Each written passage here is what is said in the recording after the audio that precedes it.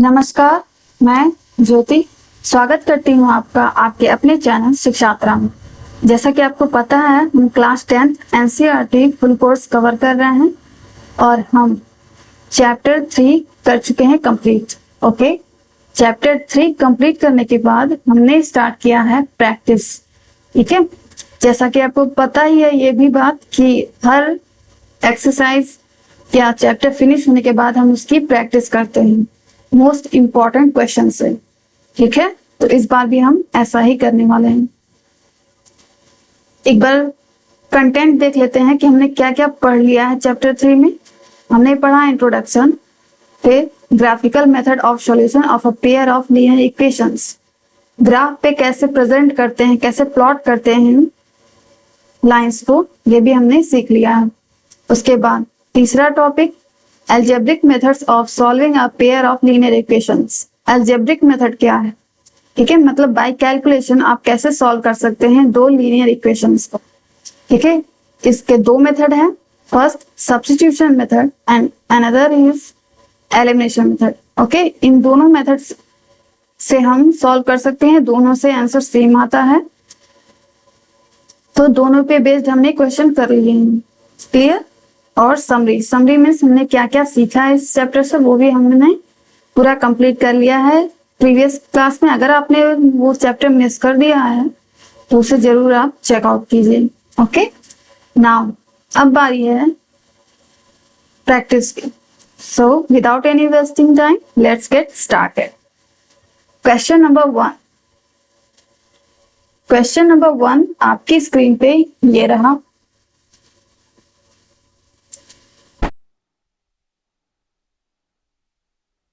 Question number 1 क्या कह रहा है? Find whether the following pair of linear equation is consistent और इनकंसिस्टेंट।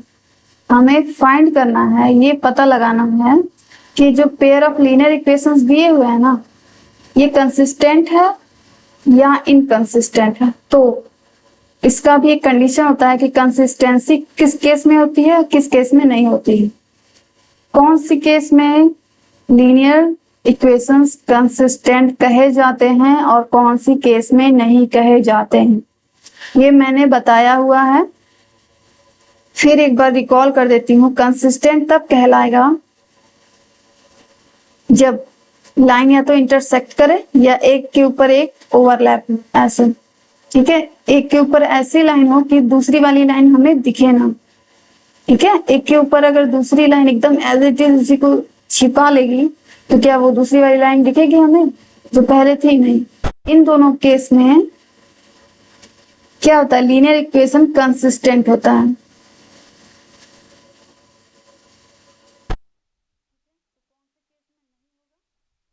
पैरेलल के केस में जब दो लाइंस पैरेलल हो तो उस केस में इनकंसिस्टेंट होता है। इनकंसिस्टेंट का केस इस केस में होगा और कंसिस्टेंट इस केस में रहेगा जब इंटरसेक्ट करेगी या ओवरलैप करेगी। ठीक है, तो हम ये पता कैसे करेंगे कि लाइन एक दूसरे को कट कर रही है या एक दूसरे को ढक रही है? इसका पता करने का तरीका तो जैसे कि एक ग्राफ मेथड है। ठीक है, ग्राफ प्लॉट करें, फिर उसके बाद देखें, अपने आप ही पता चल जाएगा। ग्राफ अगर प्लॉट होगा तो उसको देख कर ही आप पता कर सकते हैं कि अगर इस टाइप का ग्राफ है तो कंसिस्टेंट होगा, इस टाइप का ग्राफ है तो कंसिस्टेंट होगा। लेकिन इसमें ये नहीं आपसे बोल रहा है कि ग्राफ प्लॉट करके ही बताना। ठीक है, अगर आपसे बोला होता कि ग्राफ प्लॉट करके आपको बताना है कि ये कंसिस्टेंट है या नहीं है, तो हम ग्राफ प्लॉट करते। और ना ही आपसे ये कह रहा है कि बाय अलजेब्रिक मेथड आपको सॉल्व करना है, जिसके दो मेथड थे, एलिमिनेशन और सब्स्टिट्यूशन। ऐसा भी ये नहीं बोल रहा है। तो इस केस में क्या करेंगे? इस केस में एक शॉर्टकट है जिससे आप बिना x और y की वैल्यू निकाले ही, ठीक है, 2-3 स्टेप में ही आप पता कर सकते हैं कि लाइन कैसी होगी। ठीक है, कौन सा फिगर ड्रॉ होगा। तो पहले केयरफुली क्वेश्चन को पढ़िए, क्वेश्चन जो कह रहा है उसको करिए। ठीक है, और जो नहीं कह रहा है उसको मत करिए। ठीक है, एक्स्ट्रा दिमाग लगाने की जरूरत नहीं है। अगर आप एक्स वाई या प्लॉट करने लगे ग्राफ को तो उससे क्या होगा, आपका टाइम बहुत ज्यादा लगेगा। ठीक है, आंसर तो आएगा ही, उसमें कोई डाउट नहीं है। ठीक है, बट ये हो सकता है कि कम मार्क्स के हो, 2 नंबर का आया तो आपको 4 नंबर की तरह क्वेश्चन करने की जरूरत नहीं है। एग्जामिनर 2 से ज्यादा नंबर तो दे नहीं सकता आपको। ठीक है, 2 नंबर का क्वेश्चन है तो 2 ही मिलेगा आपको। ऐसा नहीं कि आप उसको लॉन्ग मेथड से करेंगे तो आपको 4 नंबर मिल जाएंगे, ऐसा बिल्कुल नहीं है। उल्टा आपका क्या होगा, टाइम वेस्ट हो जाएगा इस क्वेश्चन को लेकर। ठीक, तो ध्यान से पढ़िए क्वेश्चन को। अगर आपसे ग्राफ प्लॉट करने को कह रहा है तो आप कीजिए जरूर। ठीक, ग्राफ आपको मिल जाएगा एग्जामिनेशन हॉल में, टीचर आपको दे देंगे। ठीक है, और अगर मेथड मेंशन किया है कि एलिमिनेशन मेथड से आप बताइए कि कंसिस्टेंट है या नहीं है, या एलिमिनेशन मेथड से बताइए या सब्स्टिट्यूशन से बताइए, सॉरी, तो वो मेथड आपको अप्लाई करना है और वही मेथड अप्लाई करना है। ठीक है, तो मैं ये सिर्फ बता रही थी कि क्वेश्चन जो कह रहा है आपको वही करना है। तो इसमें ना किसी मेथड का मेंशन किया गया है और ना ही ग्राफ प्लॉट करने को कह रहा है। तो एक शॉर्टकट मेथड भी है हमारे पास। वो कौन सा मेथड है, यहाँ से A1 B1 C1 A2 B2 C2 निकालिए सबसे पहले। शॉर्ट मेथड भी मैंने बताया हुआ है, सारा कुछ फिनिश हो चुका है, ये हम सिर्फ प्रैक्टिस कर रहे हैं। लेकिन ड्यूरिंग प्रैक्टिस भी मैं बताती चल रही हूँ कि कौन सा कॉन्सेप्ट आपको यूज करना है। ठीक है, A1 क्या है यहाँ, A1 मीन्स फर्स्ट इक्वेशन की बात हो रही है। 1 1 means 1 equation. A1 coefficient of x क्या है, 3। B1 coefficient of y which is 2 and C1 which is our constant term 8।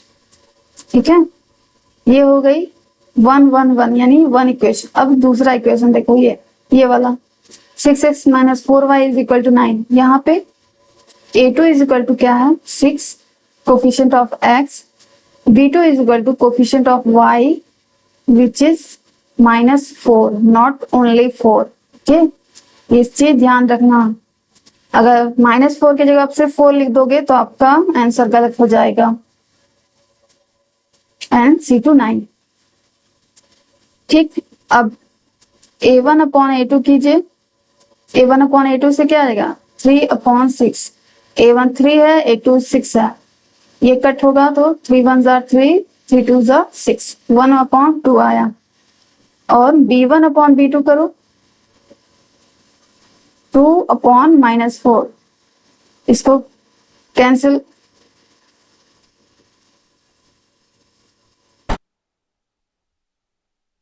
को कैंसिल करेंगे क्या आ जाएगा, 1/2 तो आएगा ही, साथ में माइनस का साइन भी आएगा। ठीक है, तो A1 ये दोनों सेम तो है नहीं, फिर भी हम चलो C1 C2 भी निकाल लेते हैं। 8/9 ये तो कैंसिल होगा नहीं, ऐसा ही रहेगा। ठीक है, तो आपने कुछ ऑब्जर्व किया यहाँ पे, A1/A2 is not equal to है B1/B2 के। ठीक, C1/C2 मैंने ऐसे ही निकाल लिया है, ये देखने के लिए कि तीनों इक्वल तो नहीं है। बट अगर यही दोनों इक्वल नहीं है तो C1 C2 का कोई काम नहीं है यहाँ पे। अब ये मत बोलना कि 1/2 इक्वल ही तो है मैम, बस माइनस का तो दिक्कत है। तो माइनस बहुत बड़ा अंतर होता है। ठीक है, +1/2 और -1/2 बहुत बड़ा डिफरेंस है इन दोनों में। तो ये दोनों इक्वल नहीं है। इस केस में आपका जो लीनियर इक्वेशन है वो क्या होगा, कंसिस्टेंट। ठीक है, और बताओ इसका ग्राफ अगर हम प्लॉट करें तो कैसा दिखने में कैसा लगेगा, इस तरह इंटरसेक्ट करेगा। ठीक है, ये सारा कुछ मैंने कंडीशन क्या होती है ये सारा कुछ डिस्कस किया हुआ है। ठीक है, ये हम सिर्फ प्रैक्टिस कर रहे हैं। तो इसका एक यूनिक सॉल्यूशन आएगा। यूनिक सॉल्यूशन होगा सिर्फ और सिर्फ एक सॉल्यूशन, और वो कौन सा, जिस पॉइंट पे लाइन इंटरसेक्ट करती है वही आपके जो कोऑर्डिनेट आएंगे ना x और y के, वही आपकी x और y की वैल्यू होगी। ठीक है, और अगर इस दोनों इक्वेशन को आप सॉल्व करें बाय एलिमिनेशन या बाय सब्स्टिट्यूशन मेथड, तो x और y की वैल्यू जो आएगी वो सिर्फ एक ही फिक्स वैल्यू आएगी जो दोनों लीनियर इक्वेशन को सेटिस्फाइड करे, उसके अलावा और कोई एक्स और वाई का ऐसा मान नहीं आएगा जो दिए गए इक्वेशन को सेटिस्फाइड करे। ठीक है, इसका एक यूनिक सॉल्यूशन है और ये एक कंसिस्टेंट। ठीक है, ये लीनियर इक्वेशन कैसा है, कंसिस्टेंट। आई होप आपको बहुत ही अच्छे से समझ आ गया होगा, मैंने रिवीजन के साथ साथ प्रैक्टिस करा रहा है। ठीक है, तो क्या होगा, तो ये कैसा हमारा कंसिस्टेंट। ठीक, चलो नेक्स्ट क्वेश्चन नंबर 2, इस लेक्चर का क्वेश्चन नंबर 2 है। ओके, तो क्या कह रहा है इसमें, solve the following pair of linear equations for x and y. X और वाई के लिए हमें ये लीनियर इक्वेशन सॉल्व करना है। मीन्स फिर यहाँ पे देखो क्या कुछ मेंशन किया है कि बाय ग्राफिकल मेथड या बाय एलिमिनेशन या बाय सब्स्टिट्यूशन, ऐसा कुछ नहीं लिखा है। इट मीन्स ये टोटली मेरे ऊपर है, आपके ऊपर है, आप जैसे सॉल्व करना चाहें। मैं जो मेथड सॉल्व कर रही हूँ, अगर आपको टिपिकल लगता है, थोड़ा सा कॉम्प्लिकेटेड लगता है, तो आप अपना मेथड अप्लाई करो। ठीक है, तो इसमें क्योंकि मेंशन नहीं है तो हम अपने अकॉर्डिंग कर सकते हैं, हमें जिसमें इजी टू यूज हो वही यूज कर सकते हैं। सबसे पहले तो हम इक्वेशन को उतार लेते हैं। 141 x plus 93 y is equal to 189। ये हो गया हमारा इक्वेशन 1। ओके,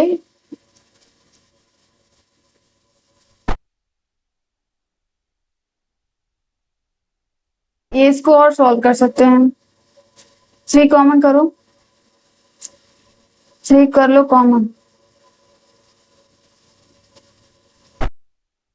7 आएगा। 47x plus 31y is equal to 3 into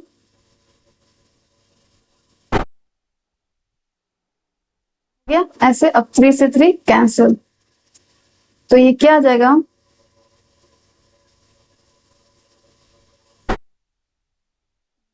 47x plus 31y is equal to 63। अब ये और सॉल्व हो सकता है? नहीं, अभी तो नहीं लग रहा। अब दूसरा equation 93x plus 141y is equal to 45। अब ये भी 3 से हो जाएगा कॉमन, 3 1 3, 3 3 सॉरी 9, 3 1 3 x प्लस ये कितना है था हमारा 47 y is equal to 3 into ऐसे, फिर 3 से 3 कैंसल आउट, क्या बचा 31x plus 47y is equal to 15।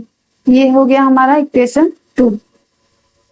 ठीक है, अब इन दोनों इक्वेशंस को हम सॉल्व करेंगे नेक्स्ट पेज पे, क्योंकि ये पेज ऑलमोस्ट फिल हो चुका है। यहां सॉल्व करते हैं। 47x plus 31y is equal to 63। और दूसरा इक्वेशन क्या बना हमारा,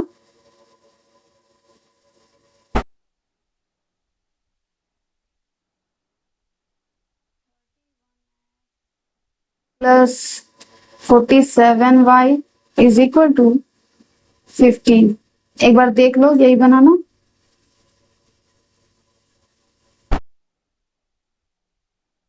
वही बनाना, ये हमारा इक्वेशन 1 है, ये हमारा इक्वेशन 2 है।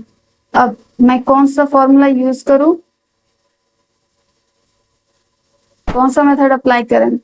देखो, मुझे तो एलिमिनेशन नहीं ठीक लग रहा, मुझे सब्स्टिट्यूशन मेथड थोड़ा ठीक लग रहा है, तो मैं सब्स्टिट्यूशन अप्लाई कर रही हूँ। अगर आपको एलिमिनेशन ज्यादा अच्छा लगता है यूज करना, तो आप वो भी ट्राई कर सकते हो।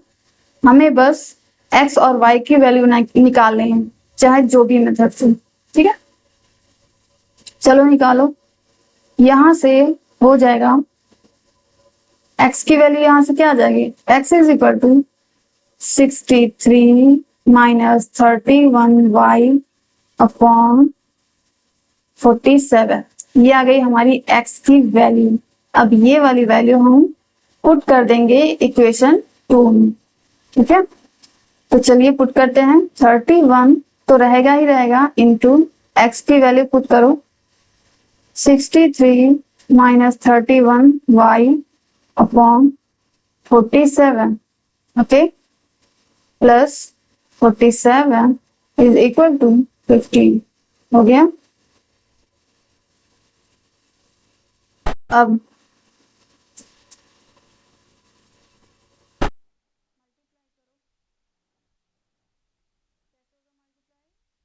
Thirty one into 63 minus 31 into 31y upon 47 plus 47 को प्लस को उधर भेज देते हैं, ठीक है। प्लस उधर जाएगा तो क्या हो जाएगा, माइनस 15 तो ऐसा ही रहेगा, माइनस हो जाएगा 47, ठीक है ना। ये चलो मल्टीप्लाई करो।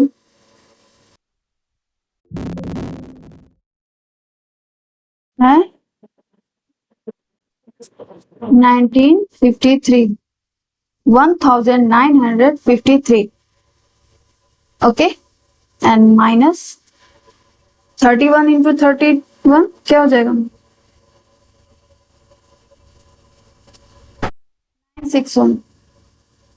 961 y, ओके, अपॉन नीचे 47 तो अपना है ही, इज इक्वल टू, अब इसको माइनस करो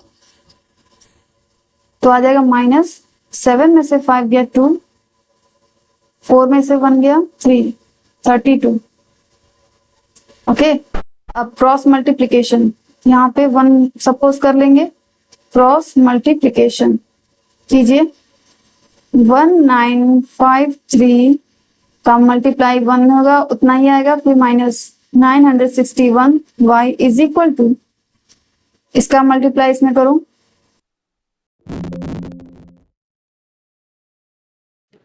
1504, 1504, ओके। अब यहां से क्या हो सकता है, 1953 माइनस ये इस वाले टर्म को इधर ही लेते आओ, 1504 को, तो प्लस में था माइनस हो जाएगा, इज इक्वल टू, ये माइनस का टर्म इधर ले जाएंगे तो प्लस में हो जाएगा 961 y, ओके। माइनस करो इसमें, तो मैं ऊपर नीचे लिख देती हूँ ताकि आपको इजी हो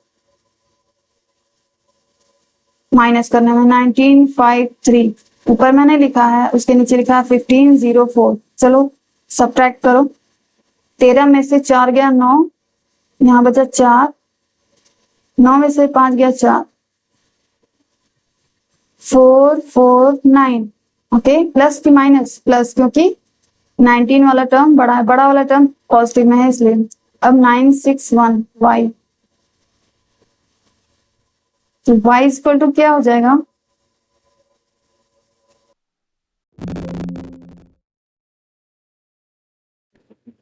कहा मैं बता रही हूँ, देखो यहाँ पे मैंने 47 सिर्फ लिखा है, जो कि क्या है हमारा, मेरा है 47 y, तो यहाँ पे y छूट गया है, जिस वजह से हमारा सवाल हो गया है क्या, गलत। तो यहाँ से इरेज करना पड़ेगा मुझे।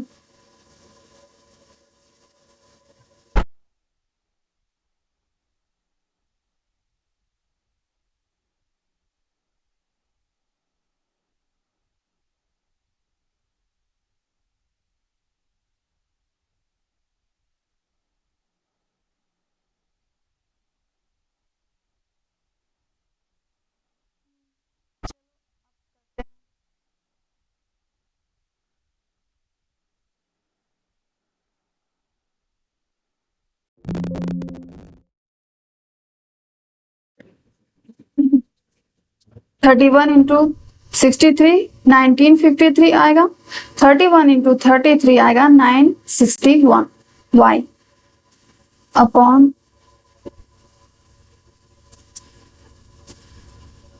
Upon 47, okay, and plus 47 y है इज इक्वल टू 15, ओके। अब क्या करें, हम पूरे का एलसीएम लेते हैं। 47 आ जाएगा एलसीएम हमारा 1953 माइनस 961 y, फिर प्लस क्रॉस मल्टीप्लीकेशन समझ लो, ये इसका 1 हुआ तो एज इट इज आया। 47 इंटू 47 क्या आ जाएगा,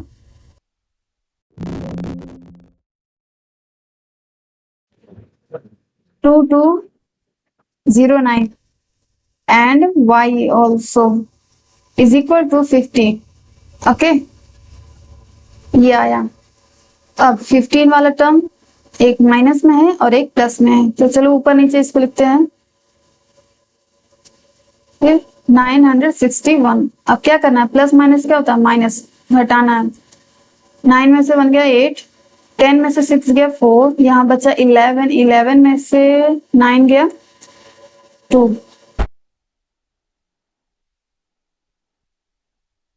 जाएगा 248, प्लस में कि माइनस में, प्लस में, क्योंकि बड़ा वाला टर्म हमारा प्लस में है, और यहाँ 1953 तो बचा ही है, इज इक्वल टू क्या हो जाएगा 47 इंटू 50, ठीक है।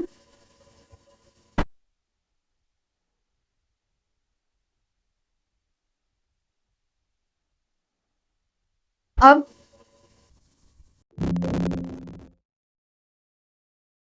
705 आएगा, 705 जब 47 का मल्टीप्लाई करेंगे 15 में तो, और बाकी 248y ऐसे रहेगा, 1953 ऐसे ही रहेगा, ओके।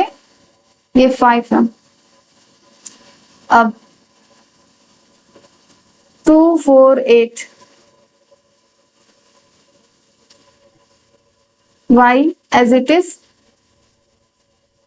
और 705 फिर माइनस 1953, चलो घटाओ, 1953 ऊपर लिखो, 705 लिखो नीचे, घटाओ, 13 में से 5 गया 8, यहाँ बचा 4, 18, 8 में सॉरी 4 हो गया, तो अब यहाँ 19 ही बचा, 19, 19 में से 7, 9 में से 7 गया 2, ओके।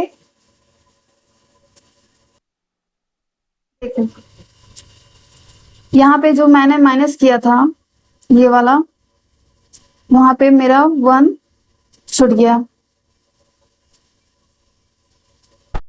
1248 होगा, ना कि 248, ओके। 1248 ये रहेगा, इसलिए यहाँ भी 1248 y रहेगा। अब और यहाँ भी जब हम माइनस करेंगे इसका, तो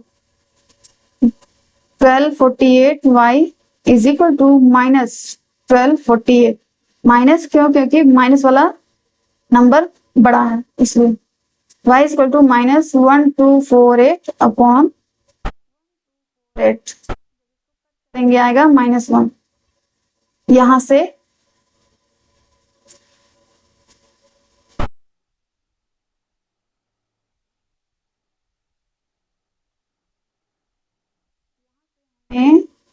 y की वैल्यू मिल गई -1,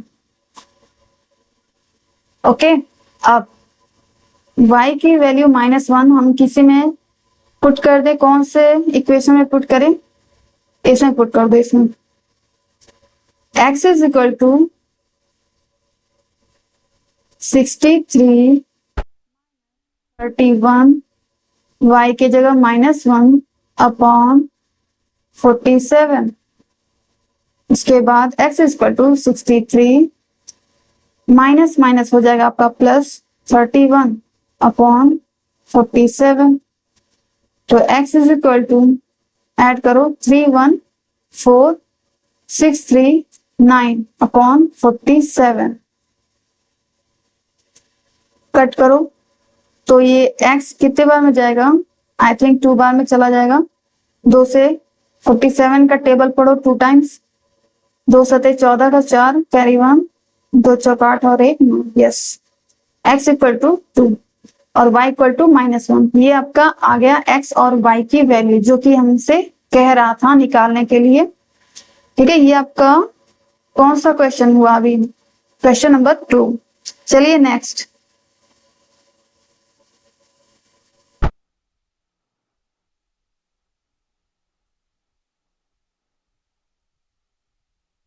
अब ये है क्वेश्चन नंबर 3 आपके स्क्रीन पे, सॉल्व बाय एलिमिनेशन। देखो अब यहाँ पे मेथड मेंशन किया हुआ है एलिमिनेशन, तो आपको एलिमिनेशन के अलावा और कुछ भी ट्राई नहीं करना है।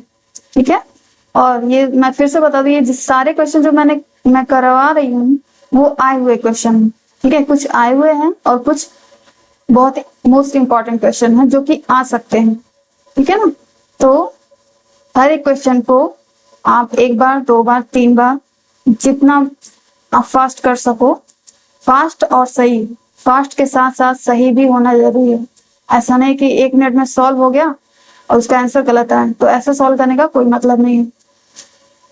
ठीक है, तो कीजिए solve by elimination method. Elimination method कैसे होता है, सबसे पहले तो इसको सही से लिखो। जनरल फॉर्म क्या होती है एलिमिनेशन इक्वेशन, सॉरी एलिमिनेशन बोले, लीनियर इक्वेशन की जनरल फॉर्म होती है ax plus by equal to c। ऐसे आप लिख सकते हो। तो चलो ax यानी 3x हो गया, फिर y वाला टर्म माइनस y हो जाएगा इज इक्वल टू 5। ये आ गया, इसको सही से मैंने लिख दिया। अब इसको इक्वेशन 1 हम मान सकते हैं।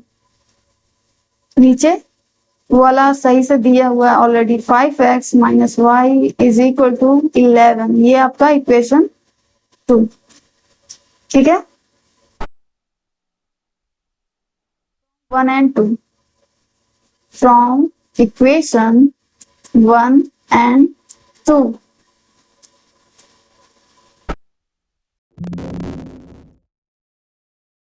इक्वेशन 1 लिख लो ऊपर,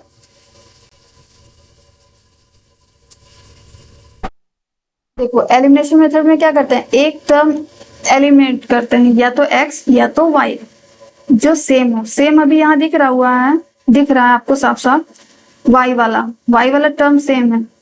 y ऊपर भी कोफिशिएंट इसका 1 है, कुछ नहीं है, इट मीन्स 1 है। नीचे भी कोफिशिएंट ऑफ y इज 1, तो दोनों का कोफिशिएंट 1 है, तो इसमें हमको अलग से किसी भी नंबर से मल्टीप्लाई करने की जरूरत नहीं है। ठीक है, चुपचाप ऊपर नीचे लिखो equation 1 and 2। 5x minus y is equal to 11, ये हो गया हमारा इक्वेशन 2। अब जब कोफिशिएंट तो सेम हो गया, लेकिन अगर साइन सेम होता है तो हम क्या करते हैं, सब्ट्रैक्ट करते हैं। जब साइन सेम हो यानी दोनों माइनस है तो हम सब्ट्रैक्ट करेंगे, और अगर एक प्लस एक माइनस हो तो हम ऐड करते हैं। तो अभी क्या करेंगे, सब्ट्रैक्ट बाय सब्ट्रैक्टिंग। सब्ट्रैक्ट करने पे क्या होगा, साइन चेंज हो जाएगा नीचे वाले का। 5x प्लस में है तो ये हो जाएगा माइनस, y माइनस में है तो ये हो जाएगा प्लस, 11 प्लस में है तो हो जाएगा माइनस। अब प्लस 3x माइनस 5x क्या हो जाएगा, माइनस 2x, और ये प्लस y माइनस y हो जाएगा कैंसल।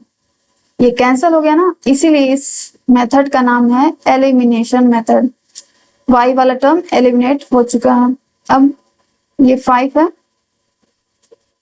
घटाओ क्या आ जाएगा, -6, तो x इक्वल टू -6 अपॉन -2। ये कटने के बाद क्या आ जाएगा, x इक्वल टू 3। अब x की ये वैल्यू किसी इक्वेशन में पुट कर दो, कौन से, equation 1, from equation 1 into x, x की वैल्यू है 3, minus y is equal to 5. 3 3s are 9 minus y is equal to 5.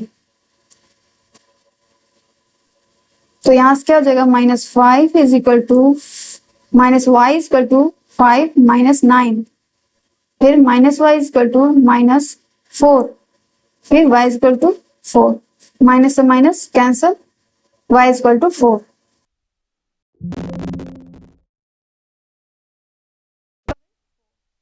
और हमने कौन सा मेथड अप्लाई किया, बाय एलिमिनेशन मेथड. ठीक है, तो क्वेश्चन नंबर 3 ये हो गया. अब मैं सोचती हूँ कि ये क्लास को यहाँ स्टॉप करना चाहिए.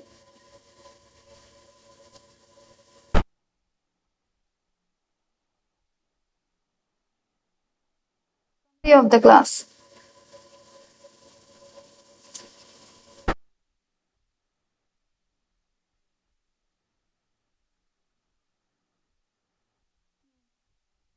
in this lecture we have completed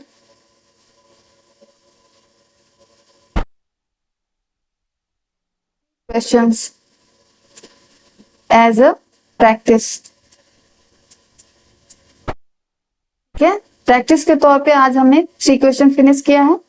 फिर बाकी क्वेश्चन का एंड नहीं है. ठीक है, आप चाहे जितने भी क्वेश्चन कर लो, आप ये नहीं कह सकते कि इस क्वेश्चन के अलावा और कोई क्वेश्चन आएगा ही नहीं. ठीक है, एग्जामिनर है वो कुछ भी कर सकता है. ठीक है, नंबर चेंज कर सकता है किसी भी क्वेश्चन का, या लैंग्वेज थोड़ा सा चेंज कर सकता है, लेकिन प्रोसेस वही सेम हो सकता है. तो कुछ भी हो सकता है, बट फिर भी हम प्रैक्टिस क्यों करते हैं. प्रैक्टिस आप करोगे तो आपको खुद पता चल जाएगा. जब तक प्रैक्टिस नहीं करोगे आपके मन में दुनिया भर के सवाल रहेंगे. प्रैक्टिस करने से आपको खुद पता चलेगा कि टीचर आपको क्यों बोलते हैं प्रैक्टिस करने के लिए. प्रैक्टिस के बाद आपको ऐसा लगेगा कि हाँ, अब मुझे क्वेश्चन देख के आइडिया हो गया है कि कौन सा क्वेश्चन कैसे सॉल्व करना है. ठीक है, किस क्वेश्चन में कौन सा कॉन्सेप्ट यूज करें तो वो हो जाएगा. तो ये सब आपको प्रैक्टिस से ही आएगा, विदाउट प्रैक्टिस नहीं आएगा. तो ठीक, तो keep practice again and again. So that's all for today. See you in the next class. Thanks for watching.